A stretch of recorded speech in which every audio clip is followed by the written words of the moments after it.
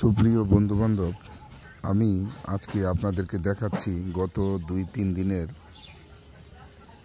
বৃষ্টিতে পানির কি অবস্থা। বাসার পিছন সাইড থেকে তোলা এই ফুটেজ। আসলে যদি আপনার 7 থেকে 10 দিন আগে এখানকার চিত্রটা আপনাদেরকে দেখাতে পারতাম যে এক মানুষ সমান, মানে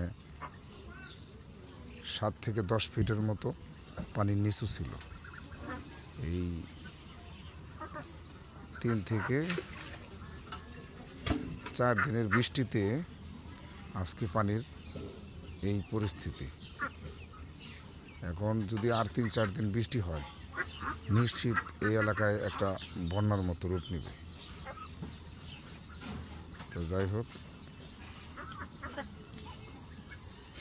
বৃষ্টি আর অনাবৃষ্টি দুই জিনিস।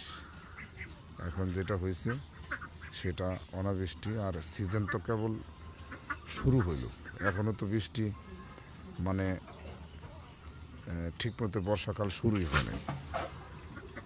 তো যে পরিস্থিতি, আল্লাহর কাছে কই আল্লাহ আমাদেরকে হেফাজত করুক,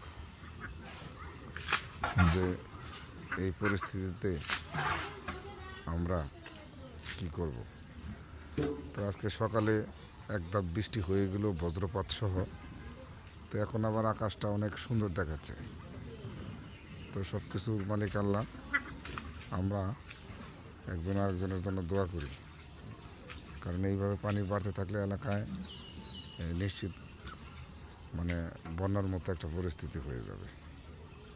তো এরকম পরিস্থিতি আমাদের কারোই কাম্য না, কারণ আরও কাছে নিয়ে আমি আপনাদেরকে দেখাচ্ছি। দেখেন পানির কি পরিস্থিতি।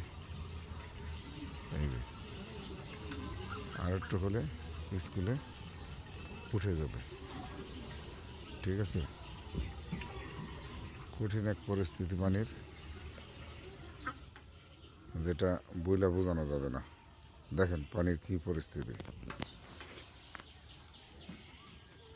বৃষ্টির প্রয়োজন আছে, কিন্তু এরকম অনাবৃষ্টির প্রয়োজন নাই।